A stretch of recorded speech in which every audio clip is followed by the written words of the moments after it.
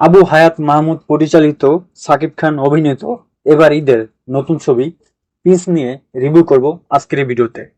এই মুভিটার গল্প হচ্ছে 90 দশকের একজন সাধারণ ছেলে কিভাবে একজন বড় গ্যাংস্টার হয়ে ওঠে এবং এরপরে তার জীবনে কি কি ঘটতে থাকে এবং এরপরে তার জীবনে অনেক ঝড়ঝাপটা আসে এবং সেটা সে কিভাবে মোকাবেলা করে এবং সে আদৌ কি মোকাবেলা করতে পারে, এসব কিছু জানতে হলে আপনাদেরকে প্রিন্স ছবিটা সিনেমা হলে গিয়ে দেখতে হবে। এই মুভিটার ভালো দিক খারাপ দিক নিয়ে যদি আমি আসি, তাহলে আমাকে প্রথমেই বলতে হবে এই মুভিটার ভালো দিক। এই মুভিটার ভালো দিক হচ্ছে সাকিব খান। সাকিব খান তিনি বাংলাদেশের একজন সুপারস্টার। এই মুভিতে সাকিব খান যতটুকু স্ক্রিনে ছিল ঠিক সেই মুহূর্তে শুধুমাত্র সাকিব খানের ছিল। সাকিব খানের অভিনয় দুর্দান্ত হয়েছে, কিন্তু এই মুভিতে সাকিব খানের পারফরমেন্স দুর্দান্ত হয়েছে এবং এই মুভিতে সাকিব খানের কস্টিউম গুলা, মানে সাকিব খানের যতগুলো পোশাক পরছে সেগুলো ভালো আমার কাছে লাগছে। তার পাশাপাশি এই মুভিটার সেকেন্ড যে নায়িকা জ্যোতির্ময় কুণ্ডু, তিনি মোটামুটি ভালো কাজ করেছে। এবং তাসনিয়া ফারিন, আমি তাসনিয়া ফারিনের কথা বলতে চাই যে তাসনিয়া ফারিন কমার্শিয়াল মুভিতে অতটা ভালো লাগে না আমার কাছে, কারণ কমার্শিয়াল মুভিতে একটু লাউড অ্যাক্টিং করা লাগে, কিন্তু তাসনিয়া ফারিন কমার্শিয়াল মুভিতে তেমন মানানসই না। সৈফুর রাজের সাথে তাসনিয়া ফারিন যে মুভিটা করছিল সেই মুভিটাও আমার কাছে ভালো লাগে নাই, এবং এই মুভিটাও তাসনিয়া ফারিনের অভিনয় আমার কাছে অতটা ভালো লাগেনি, কারণ কমার্শিয়াল মুভিতে সবসময় লাউড অ্যাক্টিং করা লাগে। তার পাশাপাশি একটা স্ক্রিন প্রেজেন্স লাগে, সেটা তাসনিয়া ফারিনের নাই কমার্শিয়াল মুভিতে। তাছাড়া তাসনিয়া ফারিন কিন্তু একজন ভালো অভিনেত্রী, কিন্তু কমার্শিয়াল মুভিতে যেই পারফরমেন্স দরকার সেটা আমি দেখতে পাই না। তার পাশাপাশি এই মুভিটার ফার্স্ট হাফ এটা মোটামুটি ভালো, এই ছিল আমার কাছে এই মুভিটার ভালো দিক। এরপরে যা বলবো সব হলো খারাপ, কারণ এরপরে আমার চোখে এই মুভিটার আর কোনো কিছু ভালো না। এবার আসি এই মুভিটার খারাপ দিকগুলো নিয়ে।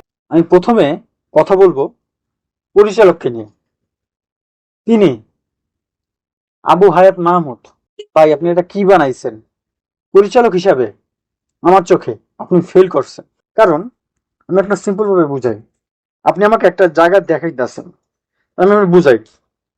ধরেন যমুনা ফিউচার পার্কে আপনি একটা দাঁড়াইছেন, এখন আপনি আমাকে বলতেছেন এটা যমুনা ফিউচার পার্ক না, এটা হচ্ছে ফ্যান্টাসি কিংডম। এখন আপনি যদি চান যে এটা আমি বিশ্বাস করি যে আমি এখন যমুনা ফিউচার পার্কে আছি, কিন্তু আপনি আমাকে বলছেন না এটা হচ্ছে ফ্যান্টাসি কিংডম, কিংবা আমি এখন ফ্যান্টাসি কিংডমের সামনে আছি, এখন আপনি যদি আমাকে বলেন যে এটা হচ্ছে যমুনা ফিউচার পার্ক, তাহলে বিষয়টা কিরকম হবে? তো আপনি কলকাতায় গিয়ে শুটিং করছেন, এখন আপনি দর্শককে বিশ্বাস করাতে চাচ্ছেন যে এটা হচ্ছে ঢাকা। এটা কিভাবে সম্ভব বলেন? আবু হায়াত মাহমুদ ভাই বলেন এটা কিভাবে সম্ভব? আপনি কলকাতাকে ঢাকা বলে চালিয়ে দিতে চান, এটা কোনোভাবে সম্ভব? সম্ভব না। তার পাশাপাশি এবং এই মুভির যে ভাষা, এটা বাংলাদেশের ভাষা না, এটা হচ্ছে কলকাতা বাঙালির ভাষা। এই মুভিতে অনেক জায়গায় আমরা যেরকম বাংলাদেশি, আমরা আমরা কিন্তু পানি বলি, কিন্তু কলকাতায় বলে জল। সেরকম ভাবে এখানে অনেক দৃশ্যে যে কথা বলে সেটা বাঙালি ভাষা না, সেটা হচ্ছে কলকাতা বাঙালি ভাষা। তার পাশাপাশি মুভিতে এরকম অনেক সিন দেখানো হয়েছে যেগুলো 90 দশকে কোনোভাবেই সম্ভব না। এই মুভিটার সিনেমাটোগ্রাফি জঘন্য, আমার কাছে মোটেও ভালো লাগে না। তবে হ্যাঁ, কিছু জায়গায় কিছু কিছু জায়গায় ভালো লাগছে, কিন্তু বেশিরভাগ জায়গায় জঘন্য হয়েছে, অখাদ্য। আমি সিনেমা হলে যখন যাই, আমি দুপুরে গেছি, আমাকে প্রায় 1 ঘন্টার মতো আমাকে বসে থাকা লাগছে। আমি যখন হলের যারা কর্মকর্তা তাদের সাথে কথা বলি, তখন বলে সার্ভারের সমস্যা।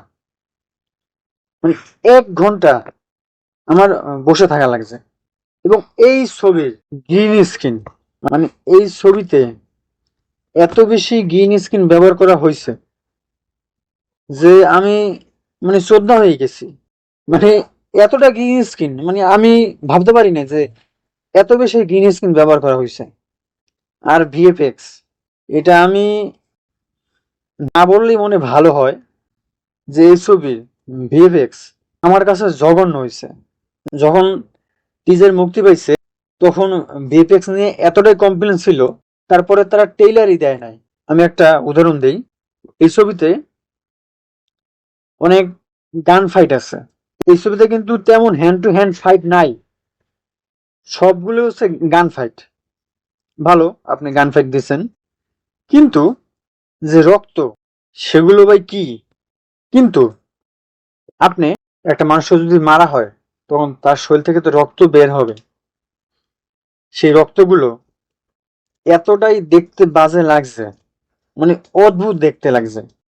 এই মুভির গানের যে প্লেসমেন্ট, যেরকম একটা গান আছে জ্বালা জ্বালা, এটা আমার কাছে ভালো লাগে না।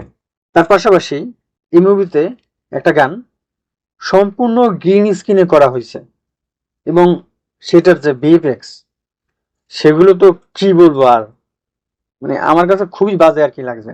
আর এই মুভির শেষে পরিচালক আমাদেরকে প্রিন্স টু দেখাবে। আবু হায়াত মাহমুদ সাহেব, আপনি প্রিন্স টু নিয়ে আসবেন, ভালো কথা। তাহলে আপনি ইন্ডিয়ান স্টাইলে কপি করতে গেছেন কেন বলেন আমাকে? আপনি প্রিন্স টু বানাবেন, আমি যদি ইন্ডিয়ান মুভি মানে ইন্ডিয়ান মুভি কপি দেখতে চাই, তাহলে আমি বাংলাদেশের এই কপি দেখতে যাব কেন? আবু হায়াত মাহমুদ সাহেব, আমি আপনাকে জিজ্ঞেস করি যে আমি কপি দেখতে যাব কেন? আমি তাহলে সাউথ ইন্ডিয়ান একটা মুভি দেখবো, কপি সিনেমা দেখতে যাব কেন? আপনি পুরাপুরি একটা কপি, একটা অ্যাকশন দৃশ্য দেখাইতেছেন, সেটা পুরাপুরি সাউথ ইন্ডিয়ান মুভির কপি। আমি আপনাকে জিজ্ঞেস করতে চাই যে আপনি কি খালি ইন্ডিয়ান ছবি দেখেন, সাউথ কোরিয়ার ছবি দেখেন না, হলিউডের সিনেমা দেখেন না, খালি এই ইন্ডিয়ান সিনেমাই দেখেন, সেটার জন্য কপি সেই ইন্ডিয়ান সিনেমারই কপি করেন? আর এই ছবির যে গান ফাইট, বড় যে গান ফাইট, বিরক্ত লাগে না? আমার কাছে তো দেখতে তো বিরক্ত লাগে, বারবার কয়েকটা ছবিতে খালি এই গান ফাইট, বড় গান ফাইট, মানে কি এগুলো? মানে কি একটা দর্শক হিসাবে যে কোনো জিনিস আপনি যদি বেশি চটকান, মানে লেবু যদি বেশি চটকান, তাহলে তাহলে কিন্তু তিতা হয়ে যায়। তো সেরকম ভাবে আপনি আপনি এত বেশি চটকেছেন যে তিতা হয়ে গেছে। এই ছিল আমার কাছে প্রিন্স সিনেমার রিভিউ।